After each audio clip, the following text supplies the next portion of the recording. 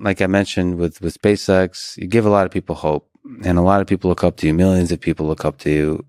If we think about young people in high school, maybe in college, what advice would you give to them about if they want to try to do something big in this world, they want to really have a big positive impact? What advice would you give them about their career, maybe about life in general? Try to be useful. Do things that are useful to your fellow human beings, to the world. It's very hard to be useful. Very hard. Are you contributing more than you consume? Can you try to have a positive net contribution to society? I think that's the thing to aim for. Not to try to be sort of a leader just for the sake of being a leader or whatever. A lot of the time, the people you want as leaders are the people who don't want to be leaders. So, if you can live a useful life, that is a good life, a life worth having lived. And like I said, I would encourage people to use the mental tools of physics and apply them broadly in life. They are the best tools. When you think about education and self-education, what do you recommend? So there's the university, there's self-study, there is hands-on, sort of finding a company or a place or a set of people that do the thing you're passionate about and joining them as early as possible. There's taking a road trip across Europe for a few years and writing some poetry. Which trajectory do you suggest?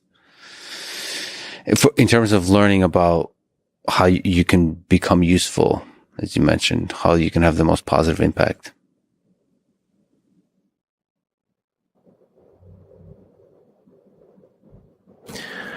Well, I'd encourage people to read a lot of books.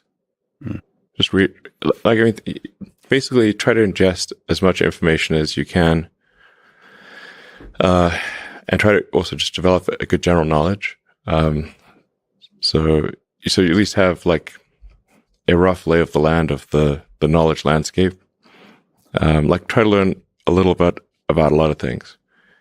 Because you might not know what you're really interested in. How would you know what you're really interested in if you at least aren't like doing a peripheral exploration of broadly of the knowledge landscape?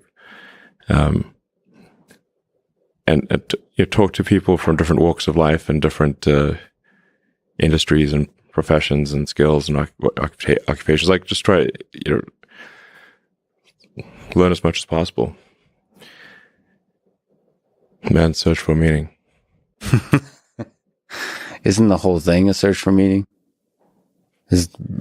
Yeah, what's the meaning of life and all, But just generally, like I said, I would encourage people to read broadly in many different subject areas, and then try to find something where there's an overlap of your talents and what you're interested in. So people may be good at something, or they may have skill at a particular thing, but they don't like doing it. Mm-hmm. So you want to try to find a thing where that's a good combination of the things that you're inherently good at, but you also like doing. And reading is a super fast shortcut to figure out where are you both good at it, you like doing it, and it will actually have positive impact. Well, you got to learn about things somehow. So reading a broad range, just really read it. At one point when I was a kid, I read through the encyclopedia. So that was pretty helpful. And also things I didn't even know existed. Well, a lot, so obviously. And it's like as broad as it gets. Encyclopedias were digestible, I think,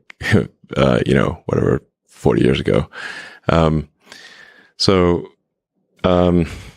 Maybe read through the condensed version of the Encyclopedia Britannica. I'd recommend that.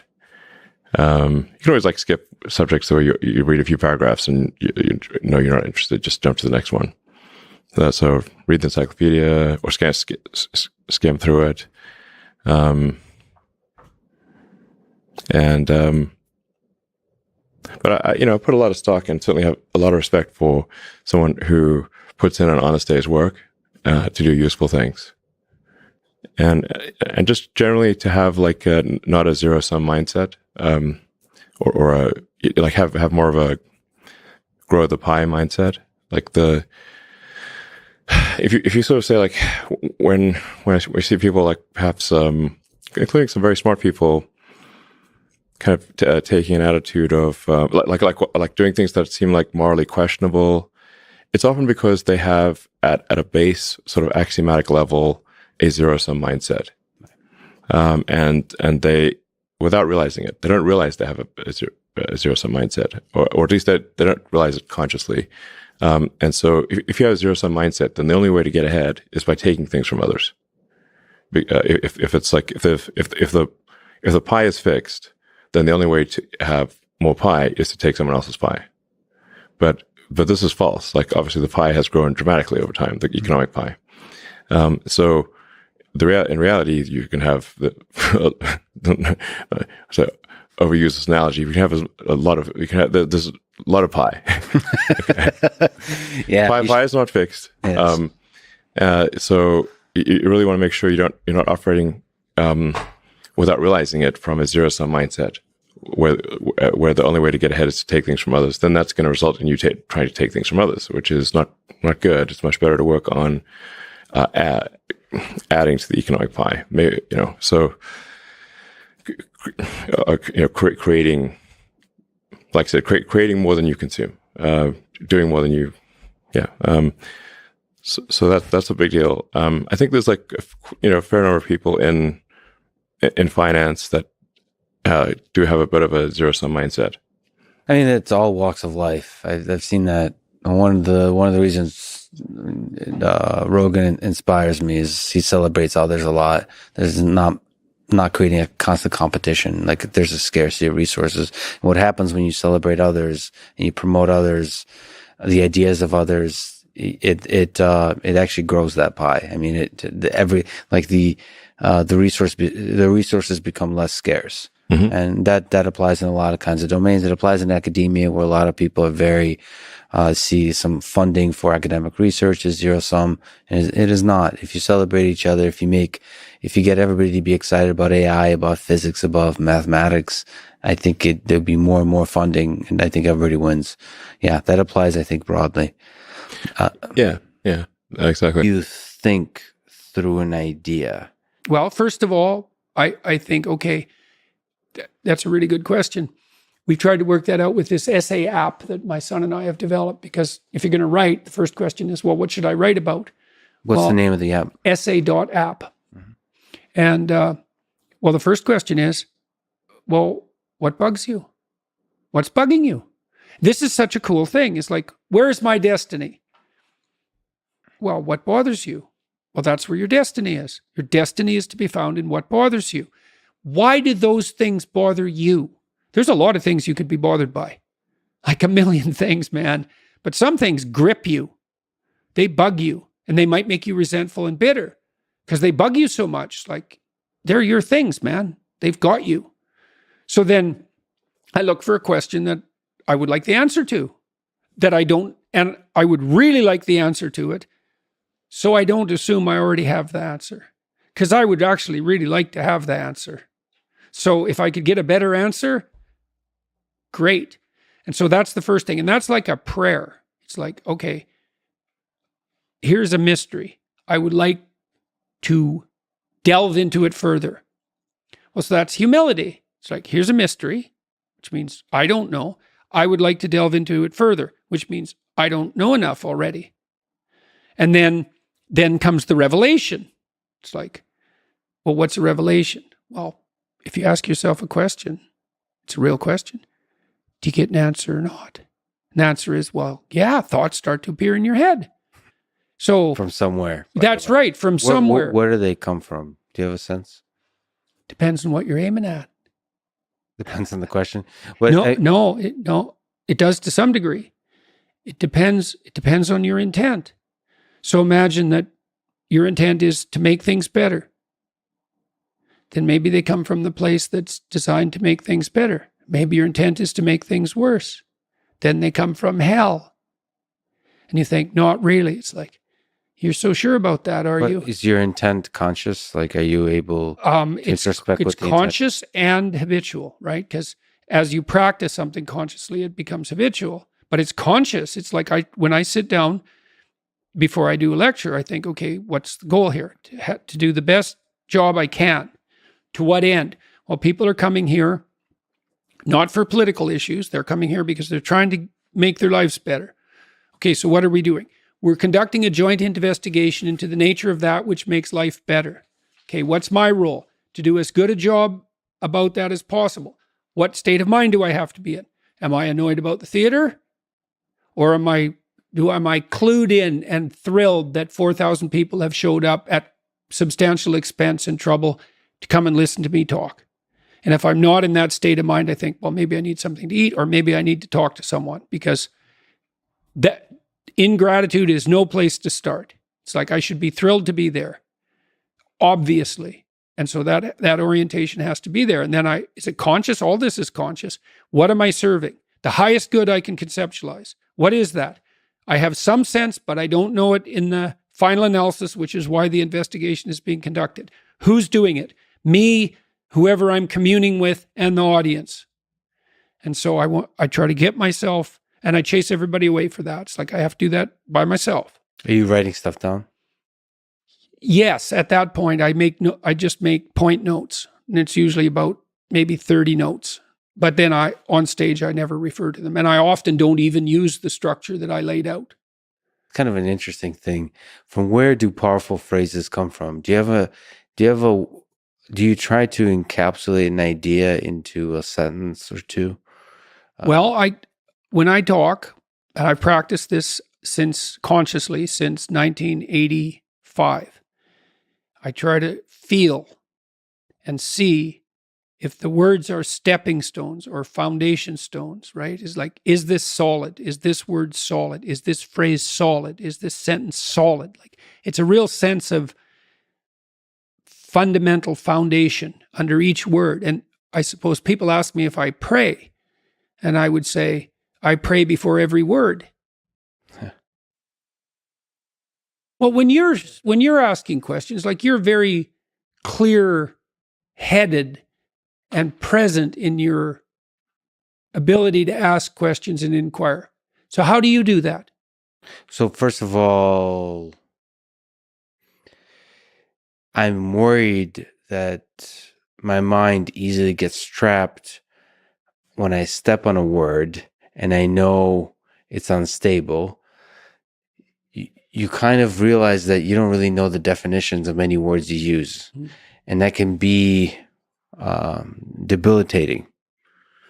So I kind of try to be more carefree about the words I use, because otherwise you get trapped. You don't want to be obsessional.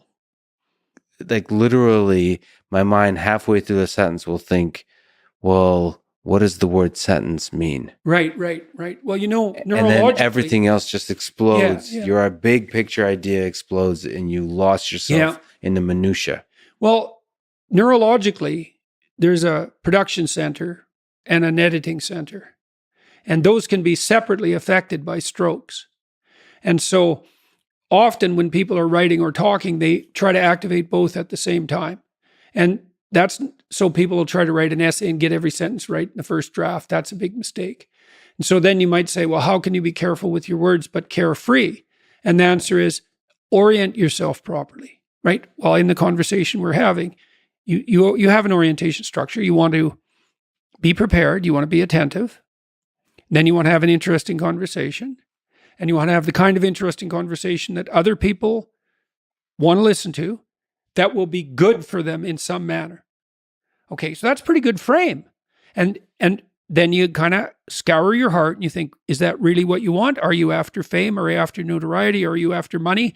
I'm not saying any of those things are necessarily bad, but they're not optimal, especially if you're not willing to admit them, right? And so they can contaminate you. So you want to be decontaminated. So you have the right trip, let's say.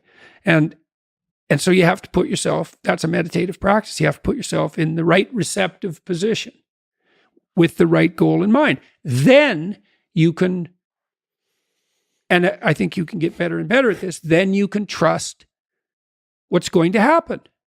So for example, before I came here, I presume you have a reason for doing the podcast with me. What's the reason? We wanted to talk for a long time, Yeah. so the reason has evolved. One of the reasons is I've listened to you for quite a long time, so you've become a one-way friend, and I have many one-way friends. Some of my best friends don't even know I exist. So I'm a big fan of podcasts and audiobooks. Actually, most of my friends are dead. Yeah, right. The writers. The definition of a reader. Yeah. I'm with a lot of great dead friends. So I wanted to meet this one-way friend, I suppose, and have a conversation. And then there's this kind of puzzle that I've been longing to solve. The same reason I went to Ukraine, of asking this question of myself: who am I? And what was this part of the world? What is this thing that happened in the 20th century? That I lost so much of my family there, and I feel so much of my family is defined by that place. Now, that place includes the Soviet Union, it includes Russia and Ukraine, it includes Nazi Germany, it includes these big, powerful leaders and huge millions of people that were lost in the beauty, the power of the dream, but were also the torture that was forced onto them through different governmental institutions. And you are somebody that seemed from some angle to also be drawn to try to understand what was that. And not in some sort of historical sense, but in a deeply psychological human sense. What is that? Will it repeat again? In what way is it repeating again? And how can we stop it? And how can we stop it? And so that's the crucial issue. I felt I wanted to, from very different backgrounds, pull at the thread of that curiosity. I'm an engineer, you're a psychologist, both lost in that curiosity, and both wear suits and talk with various levels of eloquence about sort of the shadows that that history cast on us. And so that was one. And also the psychology. I wanted to be a psychiatrist for a long time. I was fascinated by the human mind. And until I discovered artificial intelligence, the fact that I could program and make a robot move, and until I discovered that magic, I thought I wanted to understand the human mind by being a psychiatrist, by talking to people, through talk therapy, psychotherapy. So now you got the best of both worlds, because you get to talk to people and you get to build robots. Yeah, but the dream ultimately is the robot. That I felt like by building the thing, can you start to try to understand it? That's right. One way. We all have different skills and proclivities. So like my particular one is has to do with I learn by building. Yeah, I think through a thing by building it, and programming is a wonderful thing because it allows you to like build a little toy example. So in the same way you can do a little thought experiment. Programming allows you to create a thought experiment in action. It can move, it can live, it can and then you can ask questions of it. So all of those, because of my interest in Freud and Jung, you're also in different ways have delved deeply into humanity, the human psyche, through the perspective of those psychologists. So for all those reasons, I thought our paths should cross. Yeah. So that's quite a frame for a discussion, right? Yeah. You had all sorts of reasons. And then you think, well, are you just letting the conversation go where it will? It's like, well, not exactly. You spent all this time. It's not like this came about by accident, this conversation. You spent all this time framing it. And so all of that provides the implicit substructure for the play in the conversation. And if you have that implicit, here's another way, this is very much worth knowing, is if you get the implicit structure of perception right, everything becomes a game. And not only that, a game you want to play. And maybe in the final analysis, a game you'd want to play forever. So, that's obviously a distant beckoning ideal. But we know games need rules or there's no play. Is there advice you can give, now that we know the frame, to give to me, Lex, about how to do this podcast better, how to think about this world, how to be a good engineer, how to be a good human being, from what you know about me? Take your preoccupation with suffering seriously. It's a serious business. Right? And that's part of that, to circle back to the beginning, let's say, that's that willingness to gaze into the abyss, which is obviously what you were doing when you went to Ukraine. It's like, it's gazing into the abyss that makes you better. The thing is, and this is maybe where Nietzsche's idea is not as differentiated as it became. Sometimes your gaze can be forcefully directed towards the abyss, and then you're traumatized. If it's involuntary and accidental, it can kill you. The more it's voluntary, the more transformative it is. And that's part of that idea about facing death and hell. It's like, can you tolerate death and hell?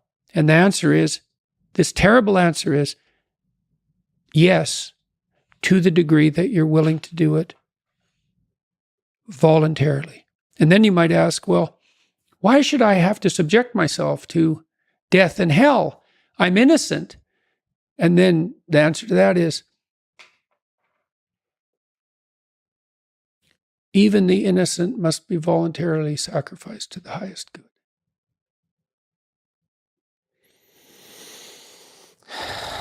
That's such an interesting distinction.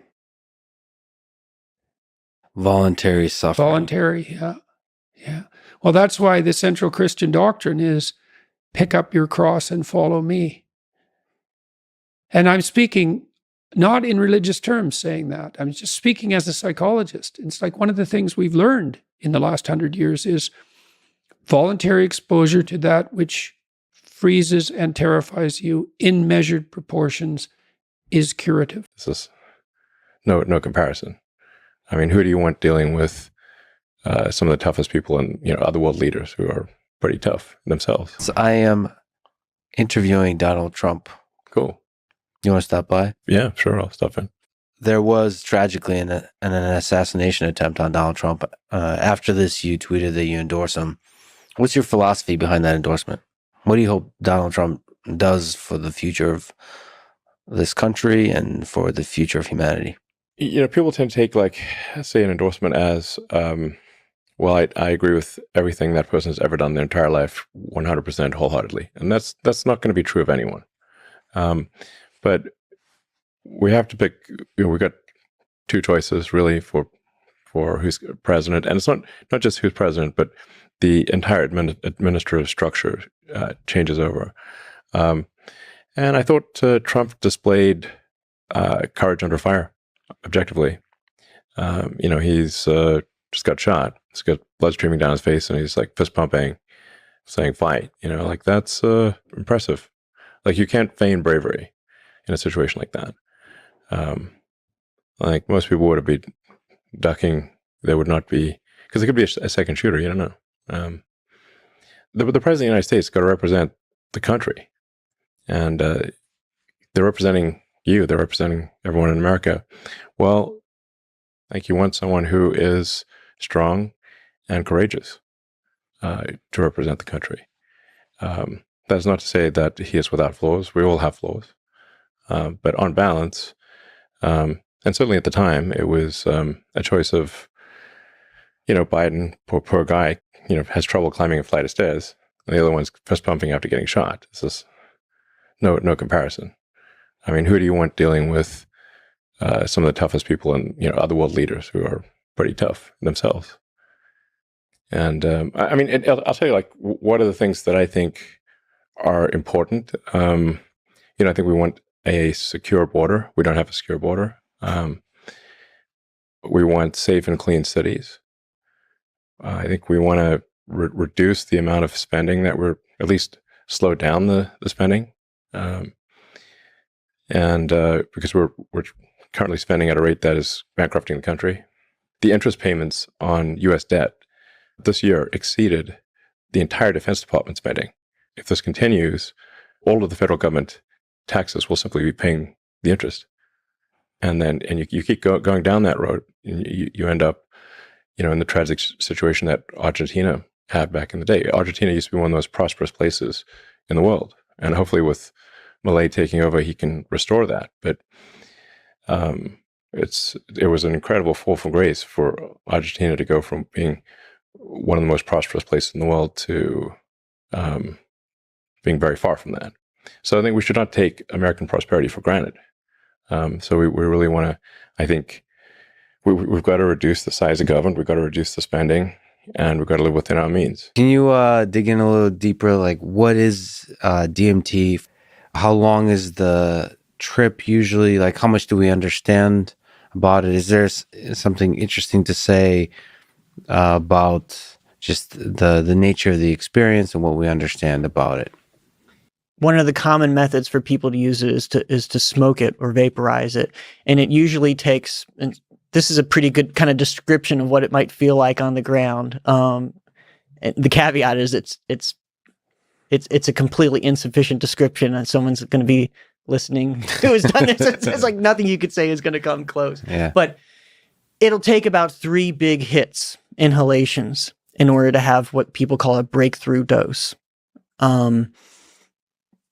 And there's no great definition of that, but basically meaning moving away from, not just having the typical psilocybin or LSD experience where like things are radically different, but you're still basically a person in this reality, to going somewhere else. And so that'll typically take like 3 hits. And this stuff comes on like a freight train. So one takes a hit, and around the time of the first exhalation, so we're talking about a few seconds in, or maybe just, sometime between the first and the second hit, like it'll start to come on. And they're already up to, let's say, what they might get from a 30 milligram or 300 microgram LSD trip, a big trip. They're already there when at the second hit, but their consciousness is geared. This is like acceleration, not speed, to speak of physics. Okay. Yes. It's like those receptors are getting filled like that, and they're going from 0 to 60 in like, Tesla time. Yeah. And at the second hit, again, they're at this, maybe the strongest psychedelic experience they've ever had.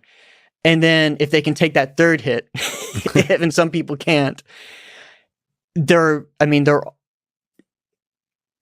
propelled into this other reality. And the nature of that other reality, it will differ depending on who you ask. But, folks will often talk about, and we've done some survey research on this, entities of different types, elves tend to pop up.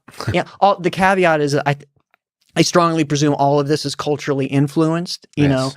but thinking more about the psychology and the neuroscience, there is probably something fundamental, like for someone that might be colored as elves, others it might be colored as, I don't know, Terrence McKenna called them self-dribbling basketballs. For someone else, it might be little animals, or someone else, it might be aliens.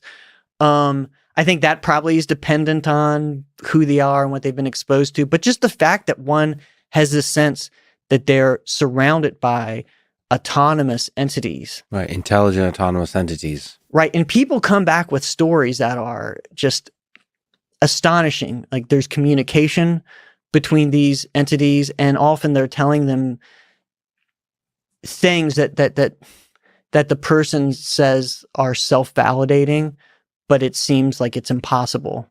Like it really seems like, and again, this is what people say oftentimes, that it's it really is like downloading some intelligence from a higher dimension or some whatever metaphor you want to use. Sometimes these things come up in dreams where it's like someone is exposed to something that I've had this in a dream, where it seems like what they are being exposed to is physically impossible, but yet at the same time self-validating. It seems true, like that they really are figuring something out. Of course, the challenge is to say something in concrete terms after the experience where you could verify that in any way. And I'm not familiar of any examples of that. Well, there's a sense in which I suppose the experience is like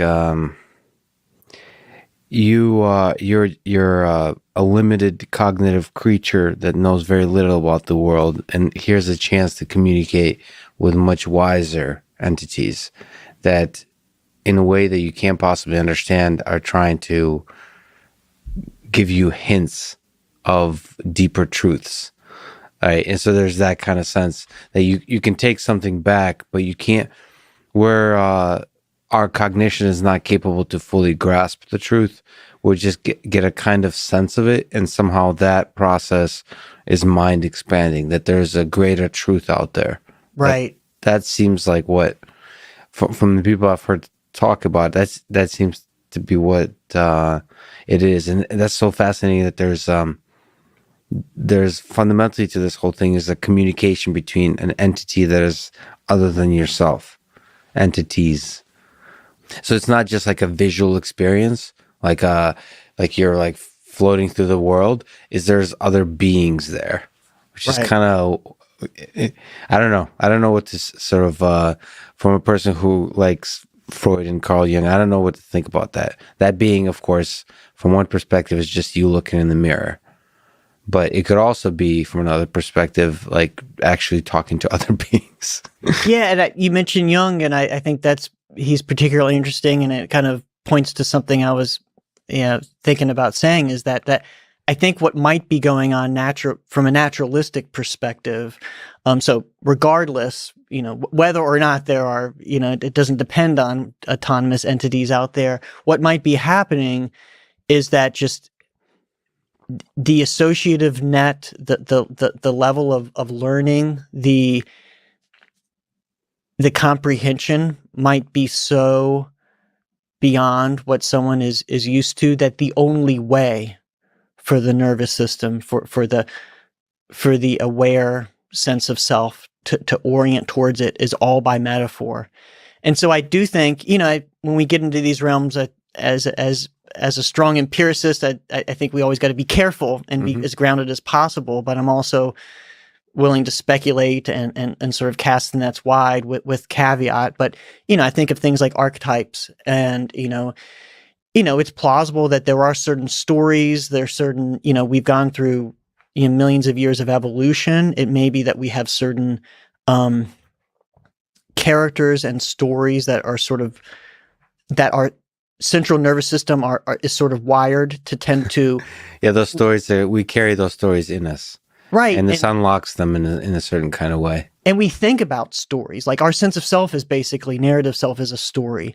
And we think about the world as stories. This is why metaphors are always more powerful than, sort of laying out all the details all the time, speaking in parables. It's like, if you really get this is why, as much as I hate it, if you're presenting to Congress or something and you have all the best data in the world, it's not as powerful as that one anecdote as the mom dying of cancer that had the psilocybin session and it transformed her life. Yes. That's a story that's meaningful. And so when this kind of unimaginable kind of change and experience happens with a DMT ingestion,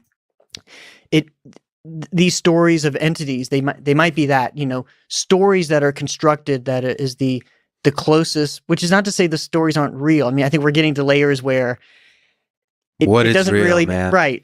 Yeah. Yeah. Yeah. But it's the closest we can come to making sense out of it, because I do what we do know about these psychedelics, one of the levels beyond the receptor, is that the brain is communicating it with itself in a massively different way. There's massive communication with areas that don't normally communicate. And so I think that comes with both, it's casting the nets wide. I think that comes with the insights and helpful novel ways of thinking. I do think it comes with false positives, that could be some of the delusion. And so, when you're so far out there, like with the DMT experience, like maybe alien is the best way that the mind can wrap some arms around that. There is one thing I want to mention. There's some very good physiology that can perhaps support the actual running effort part. These are very new data. We have a study going on with David Spiegel at Stanford looking at how different patterns of breathing can affect heart rate variability. Heart rate variability is good. There's this interesting mechanism that I think most people might not realize, but that medical students learn, that your breathing and your heart rate and your brain are in this really remarkable interplay. It goes like this. When you inhale, this isn't breath work. We're not going to do breath work. But when you inhale, the diaphragm moves down. Yeah. The heart gets a little bigger because there's a little more space in the thoracic cavity. And as a consequence, blood flows a little bit more slowly through that larger volume. And there's a category of neurons, the sinoatrial node, that sees that recognizes that slower rate through that larger volume. It sends a signal to the brainstem, and the brainstem sends a signal back to the heart to speed the heart up. So every time you inhale, you're speeding the heart up. When you exhale, the diaphragm moves up, the heart gets a little smaller, the volume is smaller, blood flows more quickly through the heart, a signal sent up to the brain, and the brain sends a signal back to slow the heart down. This is the basis of heart rate variability. So at any point, if you feel like your heart is racing and you feel like you're working too hard per unit of effort, focus on making your exhales longer or more intense than your inhales. If ever you feel like you're truly flagging, you do not have the energy to get up, it's like, okay, it's time to go, and you're exhausted, you want to draw more oxygen into the system, get your heart rate going faster. Now, some people, when they hear this, probably think, well, this is really obvious, but there's so much out there about breath work and how to breathe and all this stuff, but no one talks about how to do it in real time while you're exerting effort. So this is something like almost like second by second, you can adjust things that just in real time based on how you're feeling, but based on the heart rate. That's right. The experience of the heart rate. That's right. So one thing that could be very efficient, and we're doing some work with athletes now, so these are unpublished data, but while you're running, if you want to get into a nice cadence of heart rate variability, do double inhales while you're running. What this will do is that when you do the double inhale, it has the effect of reopening the alveoli of the lungs. Your lungs are filled with tons of little sacs. They tend to collapse as you fatigue. And carbon dioxide builds up in the bloodstream. And that's when we start getting stressed. If you've ever been sprinting, you start getting beat and you're going as hard as you can. What you really need to do is double inhale and reinflate these sacs in the lungs and then offload a lot of carbon dioxide.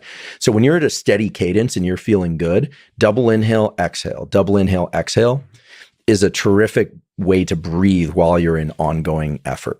By the way, any recommendations or differences in nose or mouth breathing? So nasal breathing, there's a lot of excitement now, obviously, about nasal breathing because of James Nestor's book, Breath. There was also, if people are going to know about that book, I do feel like, out of respect for my colleagues, there was a book by Sandra Kahn and Paul Ehrlich at Stanford, both professors at Stanford, with a foreword by Jared Diamond and Robert Sapolsky. So nice. Some heavy hitters in this book. And the book is called Jaws, A Hidden Epidemic. And it's all about how nasal breathing is better for us, especially kids, than being mouth breathers under most conditions. For sake of improving immunity, it turns out there's a microbiome in the nose, like all sorts of good stuff about nasal breathing preferentially. But when we exercise, you can do pure nasal breathing, but the problem is once you get up to kind of third and fourth and fifth gear effort, you can't nasal breathe and be at maximum capacity unless you've been training it for a very long time. So I would say double inhale through the nose, offload through the mouth. So double inhale, exhale while you're in steady effort. And then if you really feel like you need to gas it and you're pushing, the data show that then just use whatever's there, right? Just go into kind of default mode, because bringing too much concentration to something is also going to spend epinephrine. The goal is to get into that, I don't like the word, but the flow state where you're not thinking too much, you're just in exertion. So these are things that can help in the transitions, but I don't think there's any secret breathing technique. Anyone who's been in the SEAL teams will kind of, they'll tell you like there's no breathing technique, right? There's tools that you can look to from time to time. And these double inhale exhales can be great for setting heart rate variability in very quickly and getting into a steady cadence while you're exercising. But if there's a sprint, like if suddenly you guys are sprinting, ditch the double inhale exhale and just sprint. Is sex really about power? So what's the role of power dynamics in sex? With everything you understand, like from the survey, in terms of what people are turned on by, you've talked about like the preferences that women versus men have for like submissiveness and dominance. And we've already talked about it a little bit, but like it's expressed more strongly. I already forget the results, but I feel like women have more preference to be submissive. Yeah, this is one of the things that got me into researching fetishes to begin with, because I think I came across some data. I did like a brief survey where roughly around 60% of women report being submissive and 40% of men report being dominant. And this was really fascinating to me. I'm like, well, why is there this gap? Like, why do we not? Because I guess I have some priors that maybe this is an evolutionary thing, like the submission dominant, like strong men, and like women being like, this hot man, the men are like ravaging and stuff. I'm like, shouldn't this be in our genes? But there's a gap. What's the gap? The gap is the dominant submissive gap. More women are submissive than there are dominant men. Oh, yeah. Wait, really? Yeah, it's a pretty significant gap. And this is held up, like, it depends on what you're testing. I've tested a bunch of things. This is part of why I did this big survey. Nice. But it depends again, on like what kind of dominance you're measuring. But overall, it's a roughly 40 to 60%. So when you say there's not many dominant men, then the meaning like they express like a desire to be dominant in a relationship? Yeah. Or like sexually in bed. So like if I ask questions like, how much do you like being dominant in bed? Like men are less likely to answer strong yes to that question. But if I ask, are you likely to be submissive? Like women are very much yes. Really? And that's expressive? Like that represents truth? My guess. What's wrong with men? So this is, I think there's some reflection in like FetLife. So FetLife is this website where people like sign up and connect based on their fetishes. Yeah. And this is like, you can kind of see it picked up in the forum posts about like how like dominant men are, are getting laid so much, and, submissives are always looking for a dominant. Like it's an unequal market. Holy shit. Yeah. This is great news. I didn't know this. That's interesting. Yeah. Interesting. So what does it reflect about modern society? Is that like is that because there's these trends about like decreased masculinity or that kind of stuff? So is that similar? I'm trying not to hold on to one theory because I'm not sure. One is possible like decreasing testosterone levels. Testosterone seems to be, I have a little bit of other research, but I'm still checking it out, that seems to indicate that higher testosterone, you're more likely to be dominant. So if we're seeing decreased testosterone levels across society, we should be seeing a greater gap. This is so fascinating. Once again, this is like a super interesting way to look at humanity, because it is such an important part of humanity. And so, like, how many people are doing large scale research like this? I feel like you're like at the top of the world. You're like world class at the top of the world doing research on this stuff. Yeah, I think I might have the biggest, most comprehensive fetish data set in the world right now. That's epic. Thank you. I'm really happy about it. I'm very proud. Yeah. And it's, it's probably growing, but it's also enabling you to establish a name to where you, like a prestige, like a reputation to where people can go to you to like trust you more and more, to do longer surveys, perhaps. Like, yeah, maybe. I think people, it's the data analysis afterwards is very different from like the survey design itself.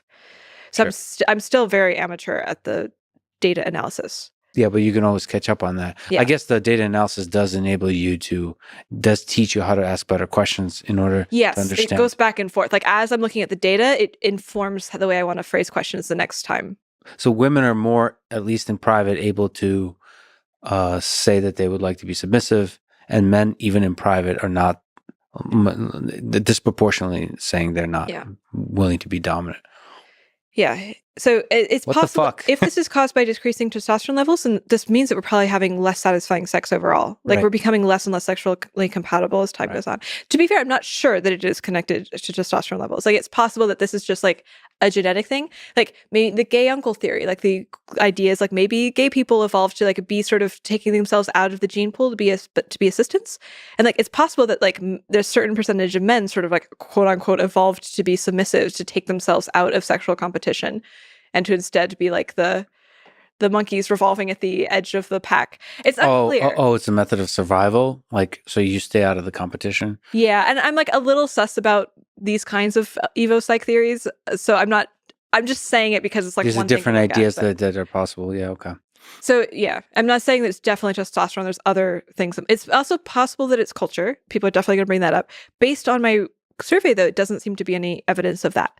Like I asked about like how much pressure was put on you to be, agenty in your childhood. Like a lot of questions around this kind of thing, and no correlation at all to dominance. Technology and original human species can exist in a peaceful way, as long as the people that know how to make robots aren't using their robots to control the humans. Lex? It definitely is something you have to be concerned about as we become more technologically savvy. That, my friend, is why engineering isn't everything. That you have to desperately study the lessons of history. In Nazi Germany, science was used to create atrocities. Engineering, the same. Engineering could be a tool of war. We're still in the Holocaust. A Jewish friend of mine said, go visit the Holocaust Museum. And my response was, let's visit our Holocaust Museum, Planned Parenthood. With all due respect, I grew up in the Soviet Union. I'm Jewish. Parts of my family perished in the Holocaust of Nazi Germany. I have to push back that there is a difference of the atrocities at that scale, at that time, on an entire people. I was going to say the number, that's the difference. It's not the number. Because 6 million, well, also, African Americans are actually Jew also, the lost tribe of I can Israel. push back on that too. Okay, so, well, everyone came from Africa. I'm African. I'm basically African American. We're brothers. And we're both Jew, and we're brothers. So we're human. 6 million people died in the Holocaust. Over 20 million have died by the hands of abortion. And the media promotes the My Body, My Choice, which is actually still a promotion for Planned Parenthood. 50% of Black deaths a year is actually abortion. It's not the cop with the knee.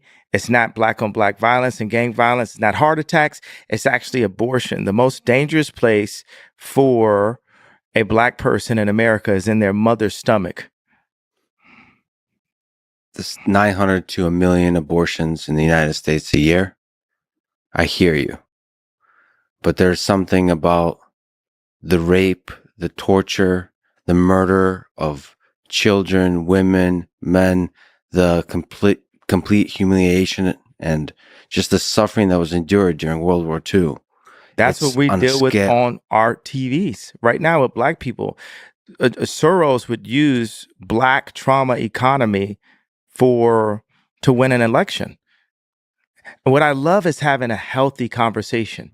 And as opposed to, there's certain things, boom, this drops, people are going to have pussy hats on. Boom, this drops, it's going to be, Black people and white people with signs. Boom, this drops. So, hey, China, hey, left agenda, hey, what we're going to do is say that our species can have a healthy conversation. Can I just linger on this? Because when you say Jewish media, there's a echo of a pain that people feel that reminds you're saying it's redundant, right? No, I'm not saying it's redundant. I'm saying it's redundant. You're saying it's redundant. It's a redundant I'm saying statement. it's something I'm saying that it's something that Joseph Goebbels, the propaganda minister of Nazi Germany, said. I'm saying it's been said so many times in order to murder and torture Jewish people that it just rings wrong. And that's the just thing. like the N word when spoken by people that have the same skin color as me. It reminds people of a very dark time. I know. If Jewish people would accept that I'm Jew, then they would see what I'm saying in a different way. They would hear it in a different way. But see, the people, you saying you're Jewish, No, I'm Jew, not Jewish. Jewish means like that of a Jew. I'm saying I'm Jew. You're a Jew. Blood of Christ. That Orthodox comes Christian. Right. But that are you a follower of the philosophy of the Black Hebrew Israelites? Because that's where the idea comes from. Not all of those folks are extremists, but some are extremists. I'm a follower of the idea. I have a vague idea that all people came from Africa. But what I wanted to do, now I could Andy Kaufman this about 7 more minutes and then tell you what it is, what the whole point is. Let's count 7 minutes. No, do less. I did this to do a spoiler alert. Sure, spoiler. What's the first thing I said at the beginning? We're talking about engineering and humans. We're all and human. I said, and then what did I say we shouldn't focus on? Race. Not just that.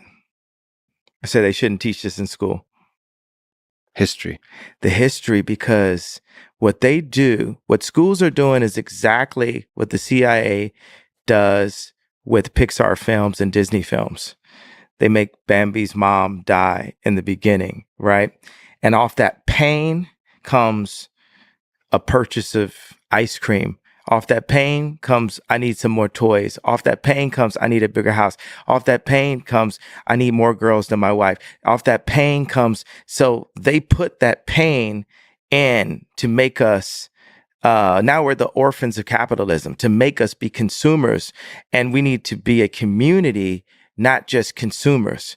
So I could have went another 7 minutes by being a person who presents himself in a way that says, well, I don't have to feel your pain because I also have pain too that's not being recognized. And in every interview, when I say, well, why did I get to the point of putting up the tweet? No one wants to understand why I got to that point, right? You had pain. Yeah, but no one. Pain in your heart. But let's say this. Undoubtedly, Jewish people have a lot of movies about that pain, and Black people have a lot of movies about the pain of slavery, right? It's almost impossible to find a movie about Mansa Musa. When you go to the African History Museum in Washington, D.C., it doesn't start with the idea of Africans being kings. It starts with the idea of Africans being slaves. But here's another interesting point about this. This was said to me one time, and it stuck with me as a family member of mine. With Africans, how many times you've heard like a rapper, talk about we were kings? That's incorrect if we're Jew. If we're Jew, and since we are, we weren't the kings. We were the slaves that Moses freed. Africans have always said, you've listened to rap music and hear Black people say, we kings, we blood of the pharaohs. And if we are Jew, then we weren't. We were the people that Moses freed. And when we talk about, have you heard Black people talk about 400 years of slavery? Mm-hmm. All right. That is and we're having this history lesson, right? I thought history doesn't matter. You're exploring ancient history and drawing deep wisdom from it.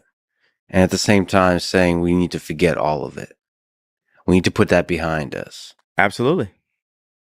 We need to forget it and we need to move forward. There's so much wisdom to draw from history, even the 20th century. Look at this, communism. Without the lessons of history of the 20th century, communism sounds like a great idea, except that some of the worst atrocities conducted by Stalin and Mao that killed 50, 100 plus million people, not just killed, tortured, starvation, where people, cannibalism, they ate each other, they ate their children. There's just dark people should read some books on this, on the Holodomor in the 1930s. But I disagree. With that lesson, we would, and now it's becoming more popular. Marxism and communism. I'm not disagreeing that happened. I'm disagreeing that we need to harp on the things that happen, because the truth is, I'm giving a fact. 50% today of, let's say you don't call Black people Jew, right? Black people's deaths today is abortion. Today, right now, Like that, it's not racism. That's too wide of a term. It's genocide and population control that Black people are in today in America that is promoted by the music and the media that Black people make, that Jewish record labels get paid off of, or media companies. Record labels and media company also, so let's give it a wider. I agree with Martin Luther King. I have a dream too. Martin Luther that King one day you would not be judged by the color of your skin or your race, Black or Jew, but by the content of your character. All the assholes that fucked you over in the music industry, fuck artists over in the music industry, are individuals. They're not Jews. They are Jewish. It doesn't. They're human with opportunities. And they took those opportunities. I don't care if they're Jewish. Do you feel like I should release that pain and separate it?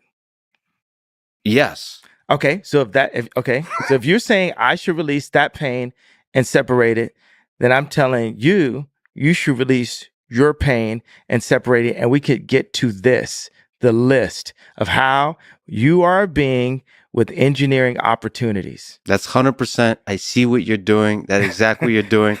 The pain, I'm going to let it go. Engineering challenges. I get it. So I discovered I had messy hair in CIA because I used to go Muj. We called it Muj. I used to go Mujahideen style, big burly beard and crazy wacky hair. Yeah. Because an ambiguously brown guy with a big beard and long hair can go anywhere in the world without anyone even noticing him. They either think that he's a janitor or they think that he's like some forgotten part of history, but nobody ever thinks that that guy is a spy. So it was for me, it was one of my favorite disguises. It's what's known as a level 2 disguise. One of my favorite disguises to don was just dilapidated brown guy. Can you actually, we'll just take a million tangents. What's a level 2 disguise? What are the different levels of disguise? What are the disguises? Yeah, there's 3 levels of disguise by and large. Level 1 is what we also call light disguise. So that's essentially you put on sunglasses and a ball cap and that's a disguise. You look different than you normally look.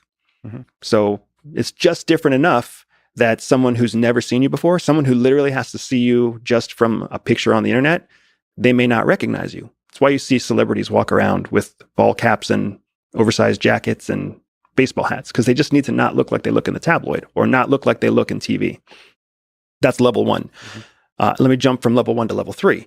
Level 3 is all of your prosthetics, all the stuff you see in Mission Impossible, your fake ears, your fake faces, your fat suits, your stilts inside your feet, all that's level 3. Whenever they make any kind of prosthetic disguise, that's a level 3 disguise, because prosthetics are very damning if you are caught with a prosthetic. If you're caught wearing a baseball hat and sunglasses, nobody's going to say you're a spy. But when you're caught with a custom-made, nose prosthetic that changes the way your face looks, or when someone pops out a fake jaw and they see that your top teeth don't look like they did in this prosthetic, then all of a sudden you've got some very difficult questions to ask or to answer. So level 3 is extremely dangerous. Level 1 is not dangerous. Level 2 is long-term disguise. Level 2 is all the things that you can do to permanently change the way you look for a long period of time, so that whether you're aggressed in the street or whether someone breaks into your hotel room or whatever, it's real. So maybe that's, maybe you get a tattoo. Maybe you cut your hair short. Maybe you grow your hair long. Maybe you go bald. Maybe you start wearing glasses. Well, glasses are technically a prosthetic, but if you have teeth pulled, if you gain 20 pounds, really gain 20 pounds or lose 15 pounds, whatever you might do, all of that's considered level 2. It's designed for a long-term mission so that people believe you are who you say you are in that disguise. A lot of that is physical characteristics. What about what actors do, which is the method acting? Yeah, the method acting, sort of developing a backstory in your own mind, and then you start pretending that you host a podcast and teach at a university and then do research and so on, just so that people can believe that you're not actually an agent. What is that part of the disguise levels or no? So yes, disguise has to do with physical character traits. That's what a disguise is. What you're talking about is known as a cover legend. When you go undercover, what you claim to be, who you claim to be, that's called your legend, your cover legend. Every disguise would theoretically have its own cover legend. Mm-hmm. Even if it's just to describe why you're wearing what you're wearing, it's all a cover. So the method acting, this is a fantastic point that I don't get to make very often, so I'm glad you asked. The difference between CIA officers in the field and method actors is that method actors try to become the character. They try to shed all vestiges of who they really are and become the character. And that's part of what makes them so amazing. But it's also part of what makes them mentally unstable over long periods of time. It's part of what feeds their depression, their anxiety, their personal issues, because they lose sight of who they really are. Field officers don't get that luxury. We have to always remember we are a covert CIA intelligence officer collecting secrets in the field. We have to remember that. So we're taught a very specific skill to compartmentalize our true self separately, but make that true self the true identity. So then we can still live and act and effectively carry out our cover legend without ever losing sight, without ever losing that compass true north of who we actually are. And then we can compartmentalize and secure all the information that we need, retain it, remember it, but then return to our true self when we get back to a position of safety. Is it possible to do that? So I just have kind of anecdotal evidence for myself. I really try to be the exact same person in all conditions, which makes it very easy.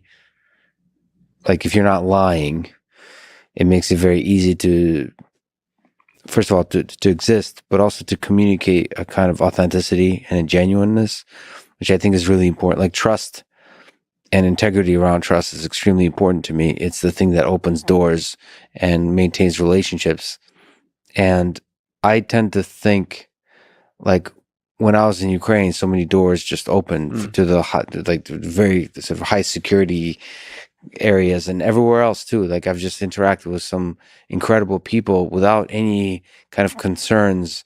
Who's this guy? Is he gonna spread it? All that kind of stuff. And I tend to believe that you're able to communicate a trustworthiness somehow if you just are who you are. And I suppose method actors are trying to achieve that by becoming something, and I just feel like there is very subtle cues that are extremely difficult to fake. Like you really have to become that person, be that person. But you're saying as a CIA agent, you have to remember that you are there to collect information. Do you think that gives you away? So one of the flaws in your argument is that you keep referring to how you feel. I feel this, I feel that, I feel like this, I feel like that. That feeling is a predictable character trait of all human beings. It's a pink matter. We call it pink matter. It's a cognitive trait. You are not alone in trusting your feelings. All people trust their feelings. But because what CIA teaches us is how to systematically create artificial relationships where we're the one in control of the source that is giving us intelligence. And the core element to being able to control a relationship is understanding the pink matter truth of feelings. What all people feel becomes their point of view on what reality is. So when you understand and you learn how to manipulate what people feel, then you can essentially direct them to feel any way you want them to feel. So if you want them to feel like they can trust you, you can make them feel that way. If you want them to feel like you're a good guy or a bad guy, if you want them to feel like they should give you secrets even though their government tells them not to, you can do that. There are men who make women feel like they love them and just so that the woman will sleep with them. There are women who make men feel like they love them just so the men will give them their money. Manipulation is a core behavioral trait of all the human species, because we all understand to some level how powerful feelings are, but feelings are not the same thing as logical, rational thought. They're two different sides of the brain. What CIA teaches us how to do is systematically tap into the right side, emotional side of the brain, so that we can quickly get past all of the stuff you were just saying, all of the, well, don't you have to be convincing, and don't you have to really know your story, and don't you have to be able to defend it? Don't you have to have authenticity, and don't you have to have genuine feelings? Yes, all of those things are true if you're having a genuine relationship. But in an artificial relationship, there's ways to bypass all of that and get right to the heart of making someone feel comfortable and safe. I guess the question I'm asking, and the thing I was implying, is that creating an artificial relationship is an extremely difficult skill to accomplish the level, like how good I am at being me and creating a feeling in another person that I create. For you to do that artificially, that's gotta be, my sense is you gotta be really damn good at that kind of thing. I would venture to say I don't know how to measure how difficult the thing is, but especially when you're communicating with people whose job depends on forming trusting relationships, they're gonna smell bullshit. And to get past that bullshit detector is tough. It's a tough skill. Well, it's interesting. So I would say that, or maybe I'm wrong actually on that. I would say that once you understand the system, it's not that hard. It makes a lot of sense. But I would also say that to your exact point, you are right that people smell bullshit. People smell bullshit. But here's the thing. If you come in smelling like goat shit, you still smell like shit, but you don't smell like bullshit. So they don't count you out right away. And if you come in smelling like rotten tomatoes, or if you come in smelling like lavender, or if you come in smelling like vanilla, or if you come in without any smell at all that matters is that you don't smell like bullshit. Here's the thing that's one of the secret sauces of CIA. When you look and act like a spy, people think you're a spy. If you look and act in any other way, you know what they never ever think you are? A spy. They might think you're an idiot. They might think you're trailer trash. They might think that you're a migrant worker, but they never think you're a spy. Yeah. And that lesson in everyday life is immensely powerful. If you're trying to take your boss's job, as long as you don't ever look like the employee who's trying to take the boss's job, the boss is focused on all the employees who are trying to take his job. Everybody's prioritizing whether they know it or not. The goal is to just not be the one that they're targeting. Target them without them knowing you're targeting them. So people just, when they meet you, they put you in a bin. And if you want to avoid being put in a particular bin, just don't act like the person that would be, just show some kind of characteristics that bin you in some other way. Exactly right. You have to be in a bin. Just choose the bin. All right. So how, you knowing these methods, when you talk to people, especially in civilian life, how do you know who's lying to you and not? That gets to be more into the trained skill side of things. There's body cues, there's micro expressions. I'm not a big fan of, I don't believe that micro expressions alone do anything. I also don't believe that micro expressions without an effective baseline do anything. So don't for a second think that all the people out there pitching that you can tell if someone's lying to you just by looking at their face, it's all baloney. In my world, that's baloney. Like the way you move your eyes or something like that. Without knowing a baseline, without knowing for that individual, then you actually don't know. And an individual's baseline is based on education, culture, life experience, you name it, right? So it's huge.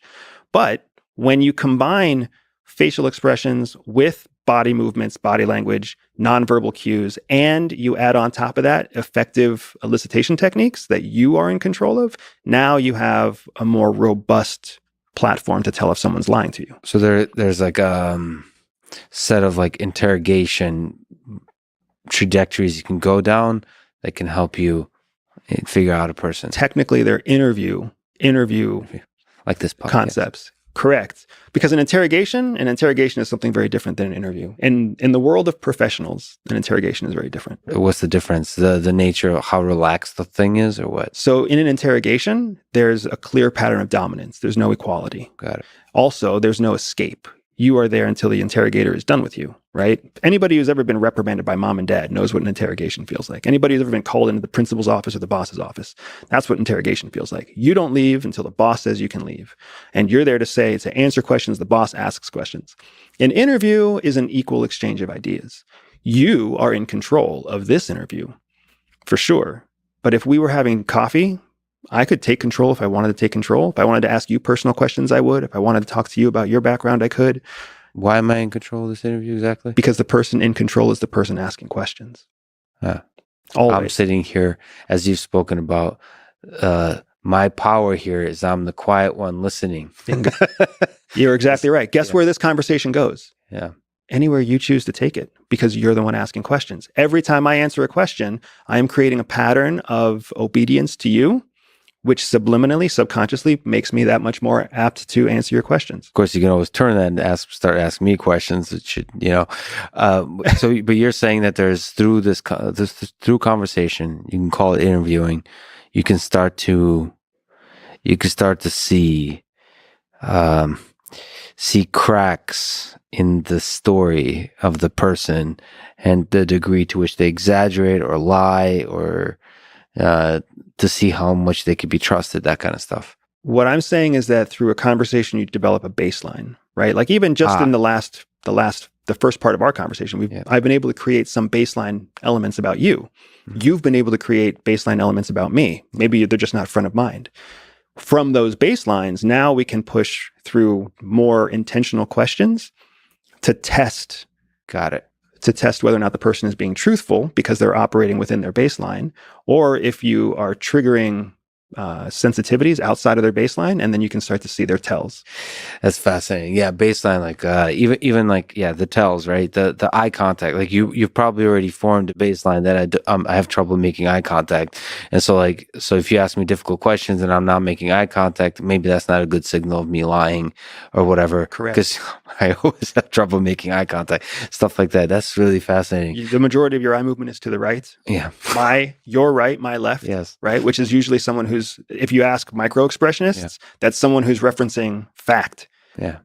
That's not necessarily what's happening for you because you're pulling concepts out of the air. So it's also a place where you reference something other than fact. It's a place for you to find creativity. Yeah. So if I just thought that you were lying because you look up and to the right, I would be wrong. That's so fascinating. And a lot of that has to do with like habits that are formed and all those kinds of things, or maybe some right hand, left hand type of situation. Right eye dominance. Yeah, right eye dominance. It's going to make you look to the right. Is this a science or an art? It's a bit of both. I would say that like all good art is taught from a foundation of skills.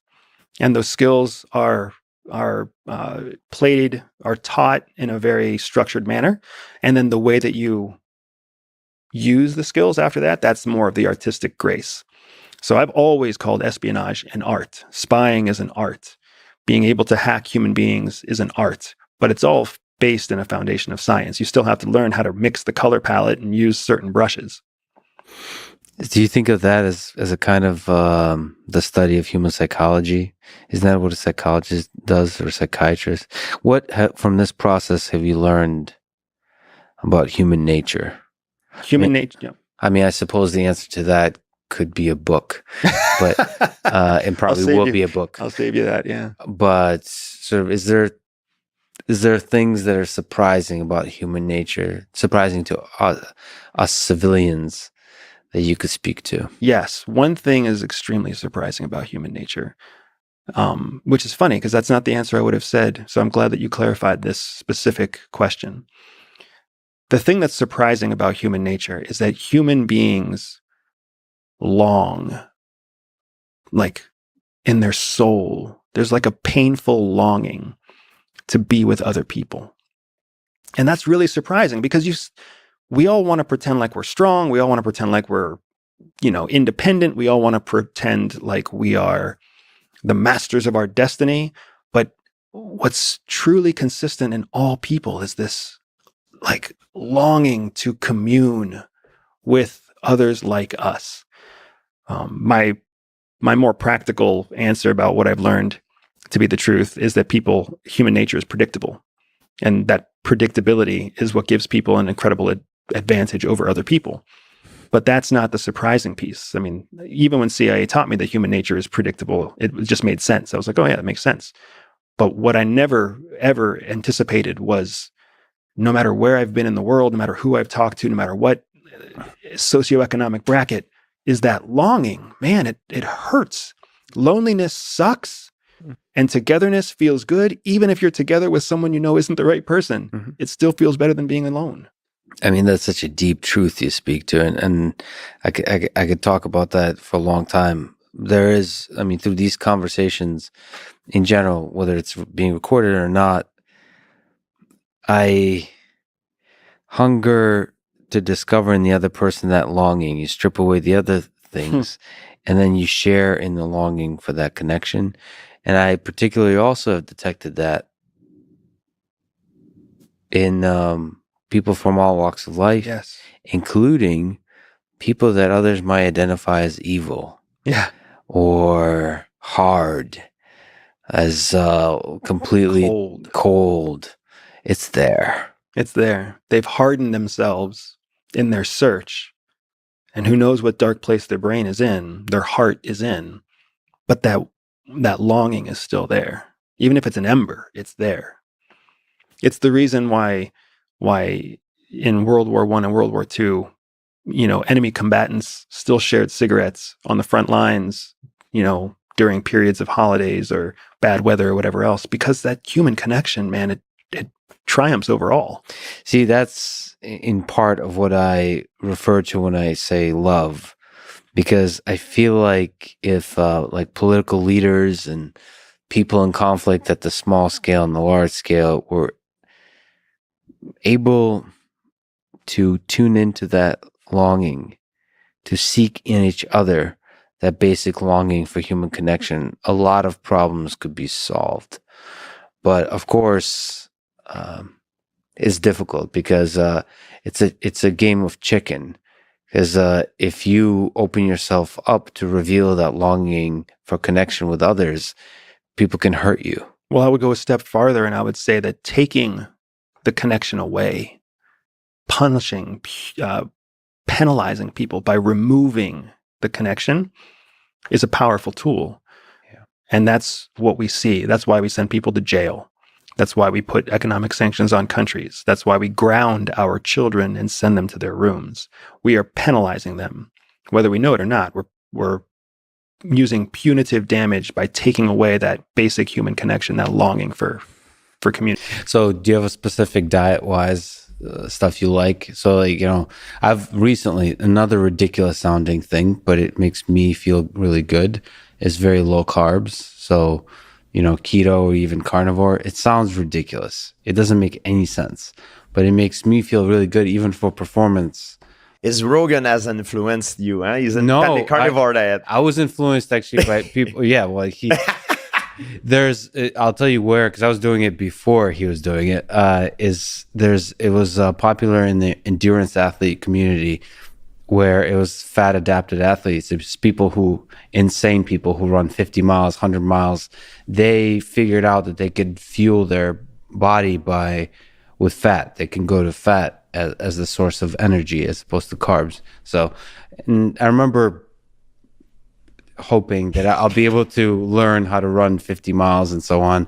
I've never done more than 22, but I just remember switching away from carbs and feeling really liberated. Like I wasn't thinking about food as much. I'm able to eat once a day and feel really good. I mean, I think everybody's body is different, but I think carbs make me lazy.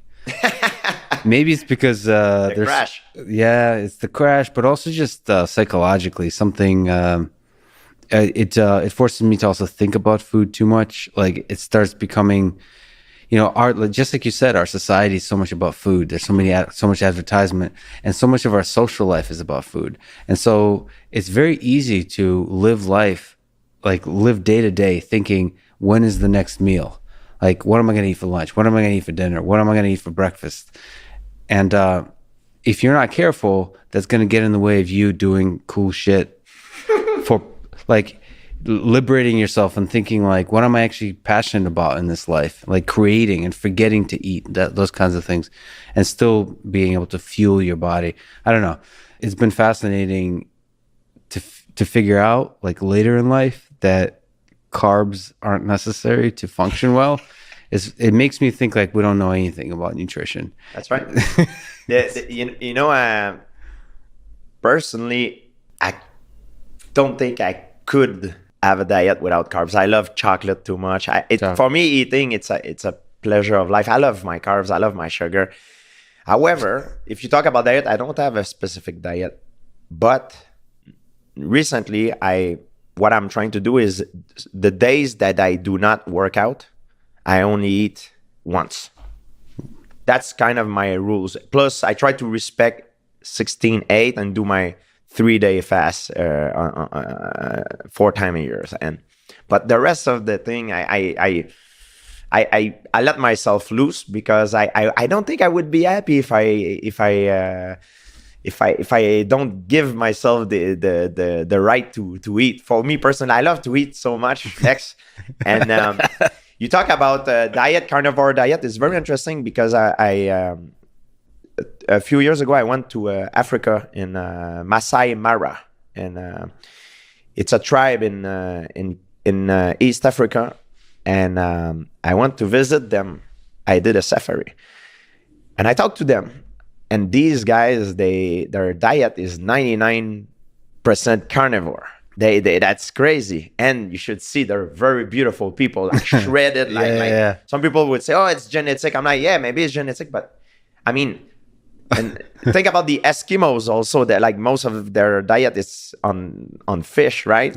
Yeah. So I believe it can be done, like I believe it can be done like an exclusive carnivore diet. And I think I'm going to try it pretty soon just to have the experience, to see how it feels like. Well, you're going to hang out with Joe. Be careful bringing it up because he'll convince you to forever switch to carnivore. Definitely. He loves it. I mean, but just like you, I think he loves food. So he can't ever stay on carnivore. It was funny because we went to an Italian restaurant together and I still only eat meat. Like I love the constraints of discipline. That's partially why I like carnivore. I like saying no to food that is delicious. But part of the problem is that I don't know how to moderate. You said chocolate. I don't know how to have one chocolate. Is that something you're able to do? Have like in moderation? No, it's when I have an opportunity, I do it. I don't have any. I'm an extremist person, Lex. I that's the thing. When I have a chance, I just eat. I go too much, and that's what I like about my life. That's what I like about fasting, because probably if I would not have discovered fasting, eating chocolate would give me cramps and all sorts of problems. Yeah, because people on ulcer colitis normally they cannot eat chocolate, they cannot drink alcohol. But I believe because I'm fasting, that's the reason why I'm medication free. I can eat whatever I want, whenever I want, but I have to do that fasting, And now it became to a point that it's no longer hard for me. It's like normal. I don't even force myself. Yeah. It's easy. You know what I mean? Some of my friends think I'm insane, But I tell them it's like when you get used to it, it becomes like an habit. And I know that hunter-gatherer, like our ancestor, did not eat 3 times a day. It's not true. They eat when they could, and when they eat, they feed themselves as much as they can until because the next time, because they didn't know when they could eat again, right?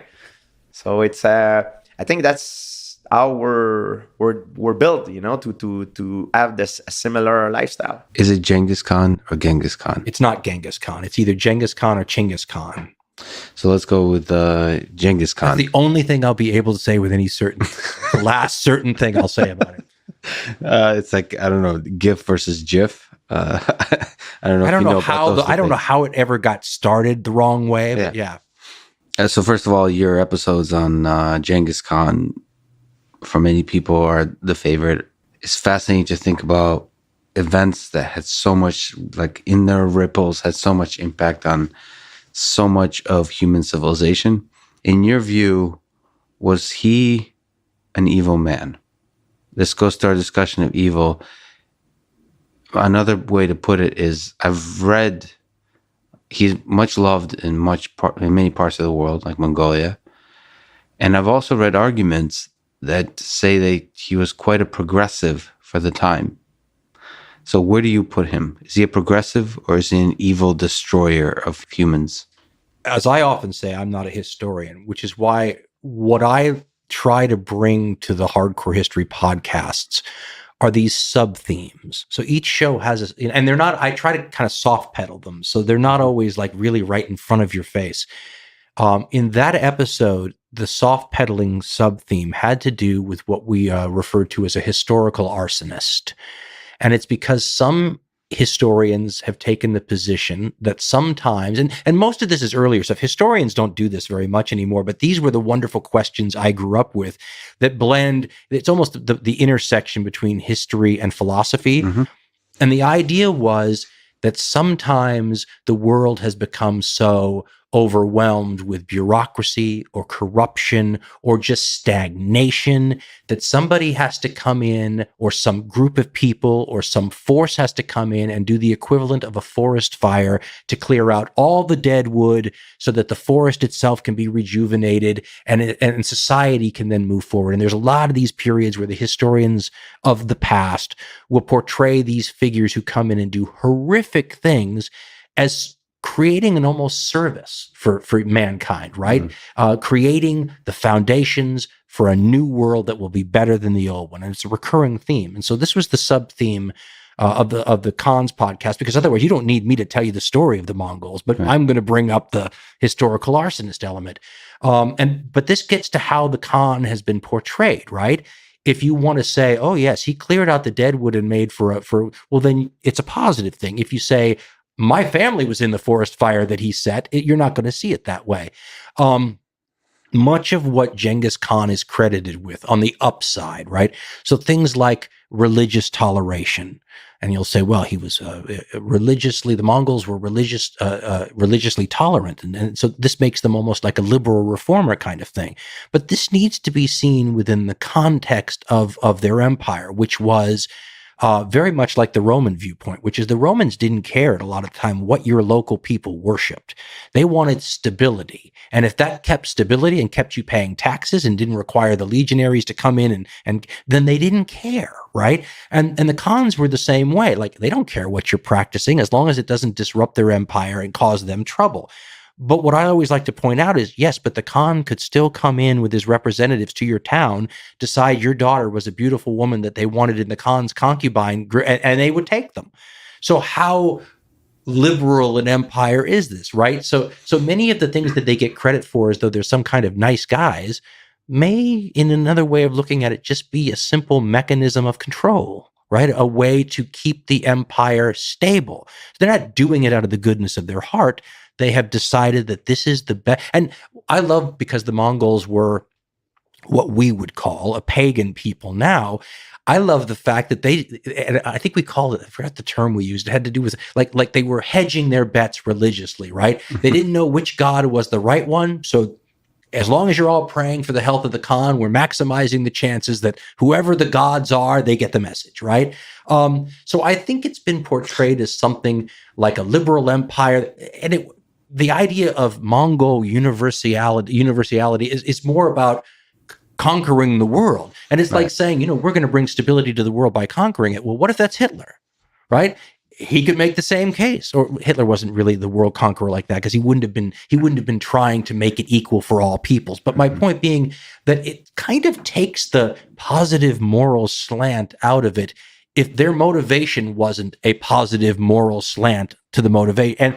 And the Mongols didn't see it that way. And I think the way that it's portrayed is like, and I always like to use this analogy, but it's like shooting an arrow and painting a bullseye around it afterwards, right? How do we justify and make them look good in a way that they themselves probably, and listen, we don't have the Mongol point of view per se. I mean, there's something called the Secret History of the Mongols, and there's things written down by Mongolian overlords through people like Persian and Chinese scribes later. We don't have their point of view, but it sure doesn't look like this was an attempt to create some wonderful place where everybody was living a better life than they were before. I think that's later people putting a nice rosy spin on it. So, but there's an aspect to it, maybe you can correct me, because I'm projecting sort of my idea of what it would take to to conquer so much land is the ideology is emergent. So if I were to guess, the Mongols started out as exceptionally as warriors who valued excellence in skill of killing, not even killing, but like the actual practice of war. And you can start out small and you can grow and grow and grow. And then in order to maintain the stability of the things over which, of the conquered lands, you developed a set of ideas with which you can, like you said, establish control. But it was emergent. And it seems like the core first principle idea of the Mongols is just to be excellent warriors. That felt to me like the starting point. It wasn't some ideology. Like with Hitler and Stalin, I mean, with Hitler, there was an ideology that didn't have anything to do with war underneath it. It was more about conquering. It feels like the Mongols started out more organically, I would say. It's like this phenomenon started emergently, and they were just like similar to the Native Americans with like the Comanches, like the different warrior tribes that Joe Rogan's currently obsessed with, that led me to look into it more. They seem to just start out just valuing the skill of fighting, whatever the tools of war they had, which were pretty primitive, but just to be the best warriors they could possibly be, make a science out of it. Is that crazy to think that there was no ideology behind it in the beginning? I'm going to back up a second. I'm reminded of the line said about the Romans that they create a wasteland and call it peace. That is wow. But there's a lot of conquerors like that, right? Yeah. Where you will sit there and listen. Historians forever have it's the famous trade-offs of empire, and they'll say, well, look at the trade that they facilitated, and look at the religion, all those kinds of things. But they come at the cost of all those peoples that they conquered forcibly and by force integrated into their empire. The one thing we need to remember about the Mongols that makes them different than, say, the Romans, and this is complex stuff and way above my pay grade, but I'm fascinated with it, and it's more like the Comanches that you just brought up, is that the Mongols are not a settled society. Okay, they come from a nomadic tradition. Now, several generations later, when you have Kublai Khan as the emperor of China, it's beginning to be a different thing, right? And the Mongols, when their empire broke up, the ones that were in the so-called settled societies, right, Iran, places like that, they will become more like, over time, the rulers of those places were traditionally. And the Mongols in, say, like the Khaganate of the Golden Horde, which is still in their traditional nomadic territories, will remain traditionally more Mongol. But when you start talking about who the Mongols were, I try to make a distinction. They're not some really super special people. They're just the latest confederacy in an area that saw nomadic confederacies going back to the beginning of recorded history. The Scythians, the Sarmatians, the Avars, the Huns, the Magyars. I mean, these are all the nomadic, the nomads of the Eurasian steppe were huge, huge players in the history of the world until gunpowder nullified their traditional weapons system, which I've been fascinated with because their traditional weapons system is not one you could copy. Because you were talking about being the greatest warriors you could be. Every warrior society I've ever seen values that. What the nomads had of the Eurasian steppe was this relationship between human beings and animals that changed the equation. It was how they rode horses. And societies like the Byzantines, which would form one flank of the steppe, and then all the way on the other side you had China, and below that you had Persia. These societies would all attempt to create mounted horsemen who used archery. And they did a good job, but they were never the equals of the nomads because those people were literally raised in the saddle. They compared them to centaurs. The Comanches, great example, considered to be the best horse riding warriors in North America. The Comanches, I always loved watching, there's paintings. George Catlin, the famous painter who painted the Comanches, illustrated it, but the Mongols and the Scythians and the Avars and all these people did it too, where they would shoot from underneath the horse's neck, hiding behind the horse the whole way. You look at a picture of somebody doing that, and it's insane. This is what the Byzantines couldn't do and the Chinese couldn't do. And it was a different level of harnessing a human-animal relationship that gave them a military advantage that could not be copied, right? It could be emulated, but they were never as good, right? That's why they always hired these people. They hired mercenaries from these areas because they were incomparable, right? It's the combination of people who were shooting bows and arrows from the time they were toddlers, who were riding from the time they were, who rode all the time. I mean, the Huns were bow-legged, the Romans said, because they were never out. They ate, slept, everything in the saddle. That creates something that is difficult to copy. And it gave them a military advantage. I enjoy reading actually about when that military advantage ended. So 17th and 18th century, when the Chinese on one flank and the Russians on the other are beginning to use firearms and stuff to break this military power of these various Khans. The Mongols were simply the most dominating and most successful of the confederacies. But if you break it down, they really formed the nucleus at the top of the pyramid, of the apex of the food chain. And a lot of the people that were known as Mongols were really lots of other tribes, non-Mongolian tribes, that when the Mongols conquer you, after they killed a lot of you, they incorporated you into their confederacy. And often made you go first. You're going to fight somebody, we're going to make these people go out in front and suck up all the arrows before we go in and finish the job. So to me, and I guess a fan of the Mongols would say that the difference and what made the Mongols different wasn't the weapon system or the fighting or the warriors or the armor or anything. It was Genghis Khan. And if you go look at the other really dangerous, from the outside world's perspective, dangerous steppe nomadic confederacies from past history, was always when some great leader emerged that could unite the tribes. And you see the same thing in Native American history to a degree too. You had people like Attila, right? Or there was one called Tumen. You go back in history and these people make the history books because they caused an enormous amount of trouble for their settled neighbors that normally, Chinese, Byzantine, and Persian approaches to the steppe people were always the same. They would pick out tribes to be friendly with. They would give them money, gifts, hire them, and they would use them against the other tribes. And generally, Byzantine, especially in Chinese diplomatic history, was all about keeping these tribes separated. Don't let them form confederations of large numbers of them, because then they're unstoppable. Attila was a perfect example. The Huns were the Turks, another large confederacy of these people, and they were devastating when they could unite. So the diplomatic policy was don't let them. That's what made the Mongols different, is Genghis Khan united them. And then unlike most of the tribal confederacies, they were able to hold it together for a few generations. Let me ask for some dating advice from Jordan Peterson. How do you find, on that topic, the love of your life? That's a good question. I was asked that multiple times on my tour, 3 times in a row, in fact, because we asked people to use this Slido gadget. That's a popular question? It always came up to the top. And I got asked that 3 times in a row, and I didn't have a good answer. And then I thought, why don't I have a good answer? I thought, I know why. Because that's a stupid question. So why? Yeah. Why?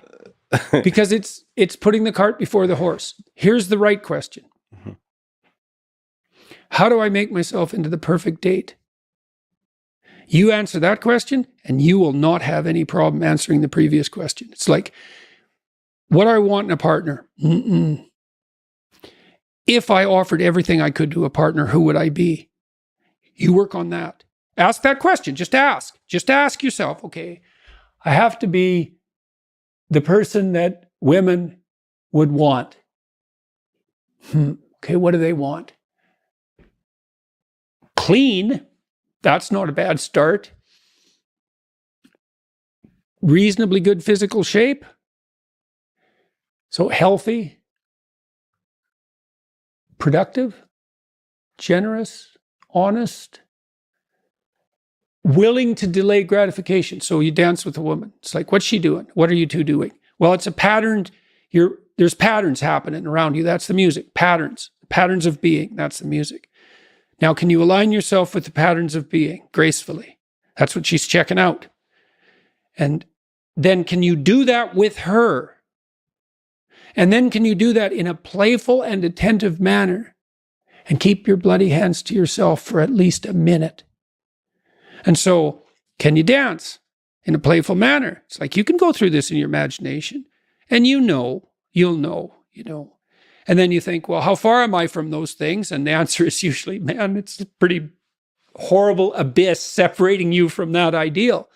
But the harder you work on offering other people what they need and want, the more people will line up to play with you. And so it's the wrong question. It's like, how can I be the best partner possible? And then you think, well, if I do that, people will just take advantage of me. And that's the non-naive objection, right? Because the naive person's think, well, I'll be good and everyone will treat me right. It's like the cynic says, no, I'll be good and someone will take me out. And then you think, well, what do you do about that objection? And the answer is, well, you factor that in. And that's why you're supposed to be, what is it? As soft as a dove and as wise as a serpent. It's like, I know you're full of snakes. I know it. Maybe I know it more than you do. But we'll play anyways. And Take that's the risk anyway. That's right. Voluntarily, right? It's like, and what's so cool about that is that even though the person you're dealing with is full of snakes, if you offer your hand in trust and it's real, you will evoke the best in them. Yeah. And that's true. Even I've dealt with people who were pretty damn criminal and pretty psychopathic and sometimes dangerously so. And you tread very lightly when you're dealing with someone like that, especially if they're intoxicated.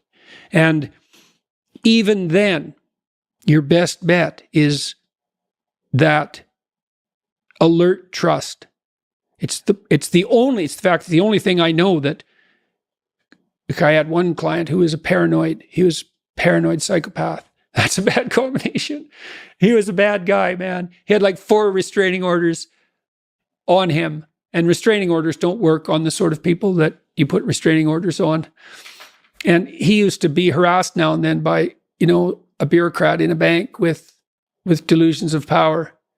And he would say to them, he used to kind of act this out to me when I was talking to him. He'd say, I'm going to be your worst nightmare.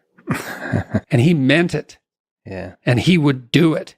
He had this obsessional, psychopathic vengeance that was just like right there, paranoid to the hilt. And paranoid people are hyper acute. So they're watching you for any sign of deceit or manipulation. And they're really good at it because like they're 100% that's what paranoia is. It's 100% focus on that.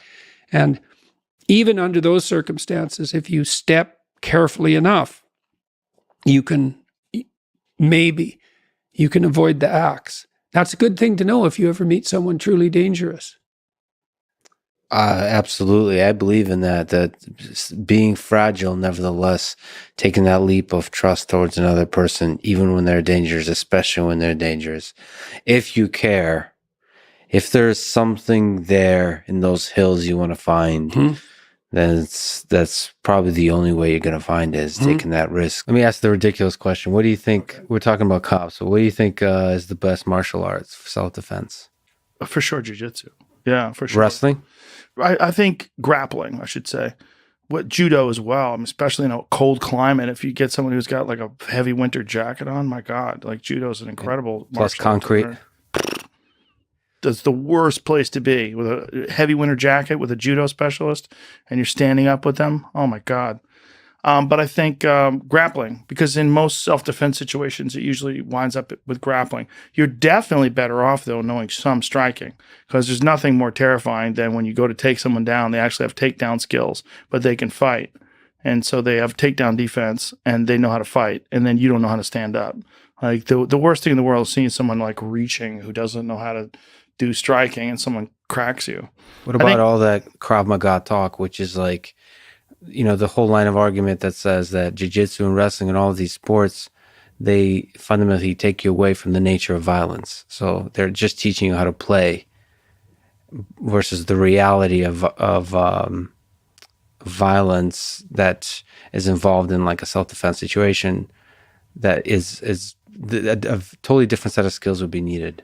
In general, the people that say that jiu-jitsu or other martial arts it's more of a sport and they don't really understand violence. In general, the people that say that suck.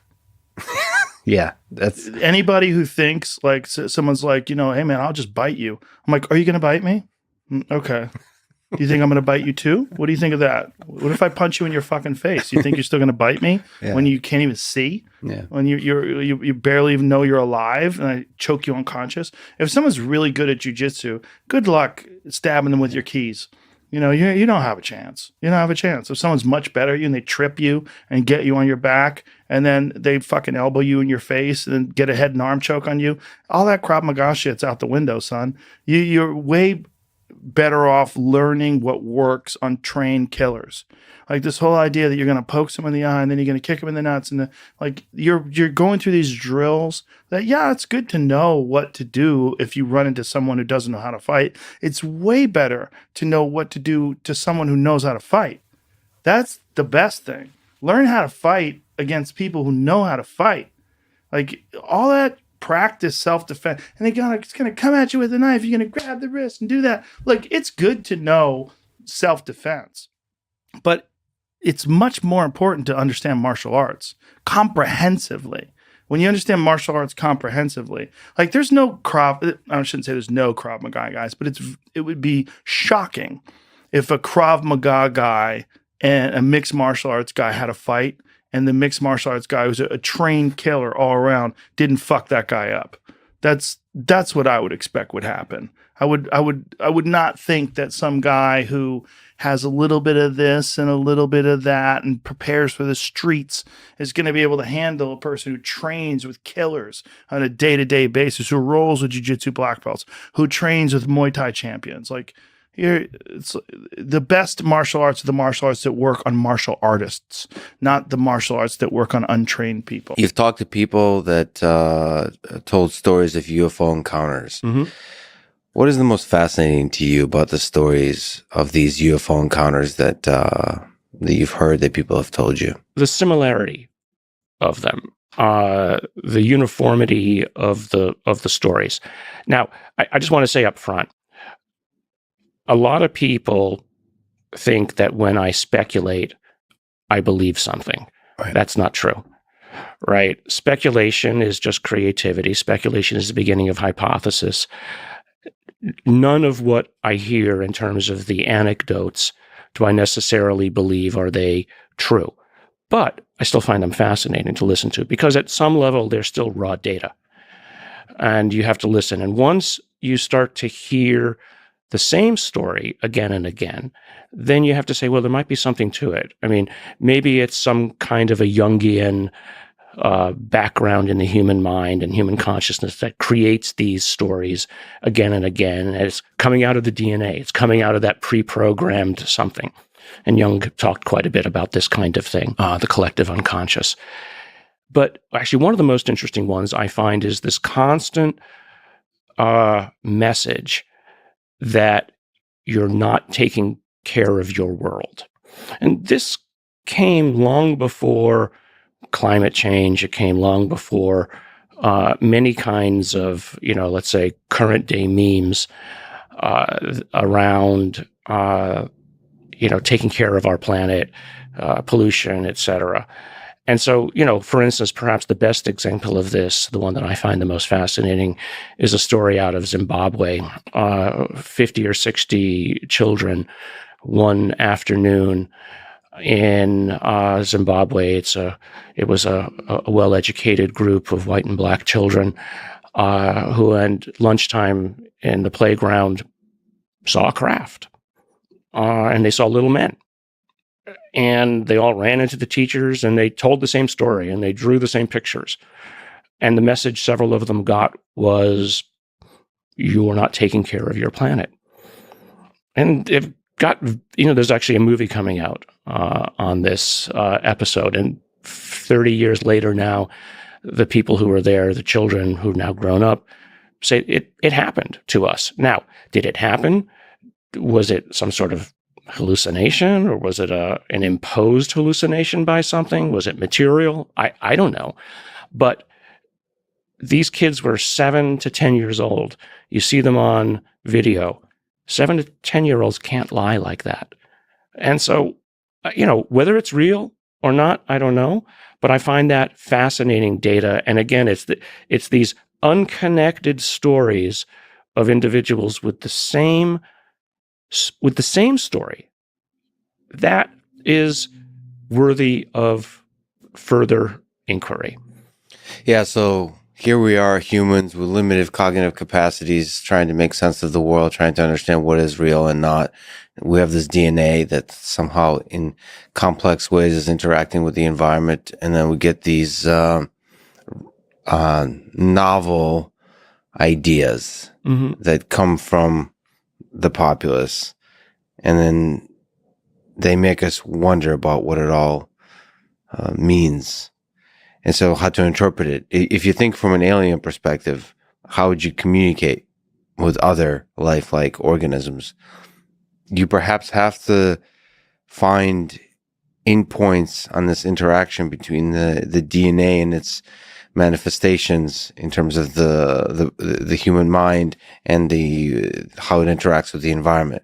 So get some kind of, all right, what is this DNA? What is this environment? I have to get in somehow right. to like interact with it, to perturb the system to where these little ants, human-like ants, get like excited and figure and see stuff out. Yeah, right. Yeah. And then somehow steer them. First of all, for investigative purposes, understand, like, oftentimes to understand a system, you have to perturb it. Exactly. You have to like poke at it to get they get excited or not. And then the other way is you want to, if you worry about them, you can steer in one direction or another. And this kind of idea that we're not taking care of our world, that's interesting. I mean, that's comforting. That's hopeful, because that means the greater intelligence, which is what I would hope, would want to take care of us. Like we want to take care of the gorillas in the national parks in Africa. Yeah, but we don't want to take care of cockroaches. So there's a line we draw. Yeah. So you have to hope that... Right now, we're a bunch of angry monkeys. And, maybe whatever these intelligences are also keeping an eye on us. That you don't want a bunch of, you don't want the angry monkey troop stomping around the local galactic arm. Do you think these folks are telling the truth? Do you think they saw what they say they saw? I think they saw what they said they saw, but I also think they saw what they were shown. I mean, if you go back to the whole notion of, okay, how long has this been around? It didn't just start showing up in 1947, right? There are stories going back, into the 1800s of people who saw things in their farm fields in the U.S. It's in local newspapers from the 1800s. It's fascinating. But if you can go even further back, so to your point of how would you, as a higher intelligence, represent yourself to a lesser intelligence? Well, let's go back to pre-civilization. Maybe you show yourself as the spirits in the forest, and you give messages through that. Once you get a little bit more civilized, then you show yourself as the gods. And then you're God. Well, we don't believe in God anymore necessarily. Not everybody does. So what do we believe in? We believe in technology. So you show yourself as a form of technology, right? But the common thread is you're not alone. And there's something else here with you. And there's something that's, as you said, watching you, and at least watching over your shoulder. But I think that, like any good parent, you don't tell your student everything. You make them learn. And learning requires mistakes, because if you tell them everything, then they get lazy. What do you think makes a great leader? Maybe if you have other examples throughout history. And great, again, let's use that term loosely. Yeah, I was going to ask for a definition. great uniter of whether it's evil or good, it doesn't matter. Is there somebody who stands out to you, Alexander the Great? So we're talking about military or ideologies. You know, some people bring up FDR, or I mean, it could be the founding fathers of this country, or we can go to was he man of the century up there, Hitler of the 20th century, and Stalin, and these people had really amassed the amount of power that probably has never been seen in the history of the world. Is there somebody who stands out to you by way of trying to define what makes a great uniter, great leader in one man or woman maybe in the future?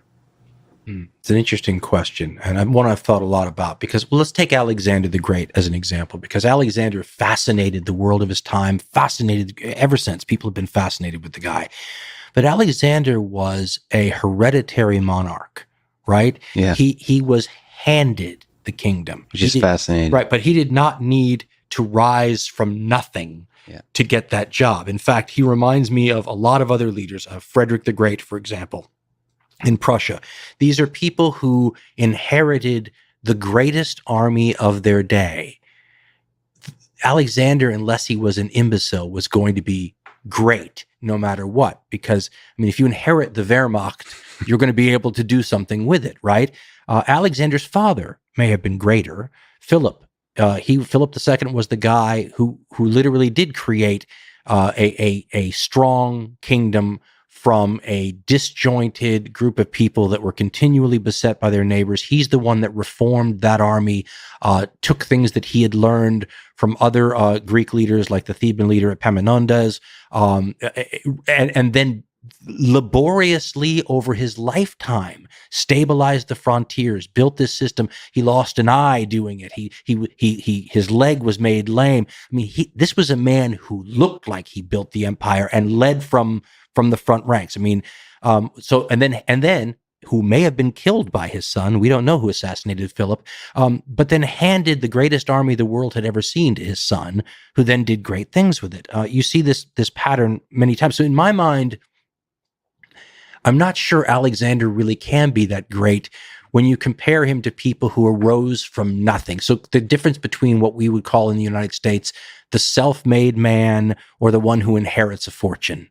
There's an old line that, it's a slur, but it's about rich people. And it's like he was born on third base and thought he hit a triple, right? Yeah. Philip was born at home plate and he had to hit. Alexander started on third base. And so I try to draw a distinction between them. Genghis Khan is tough because there's two traditions.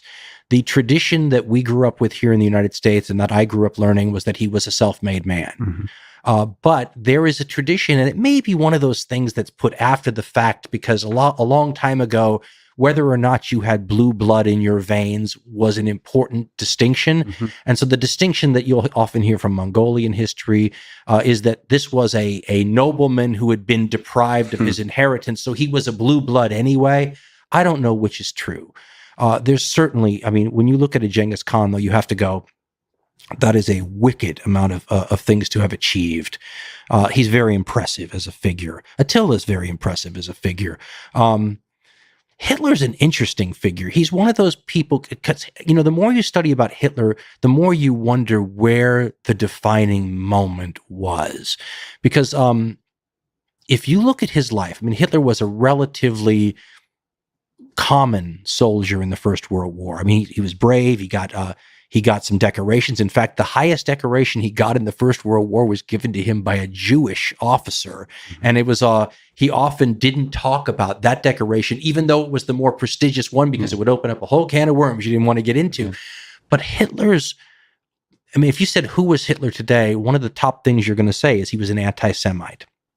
Well, then you have to draw a distinction between general, regular anti-Semitism that was pretty common in the era and something that was a rabid level of anti-Semitism. But Hitler didn't seem to show a rabid level of anti-Semitism until after or at the very end of the First World War. So if this is a defining part of this person's character, and much of what we consider to be his evil stems from that, what happened to this guy when he's an adult, right? He's already fought in the war to change him so. I mean, it's almost like there was always a movie theme. Somebody gets hit by something on the head and their whole personality changes, right? I mean, it almost seems something like that. So I don't think I call that necessarily a great leader. To me, the interesting thing about Hitler is, what the hell happened to a nondescript person who didn't really impress anybody with his skills?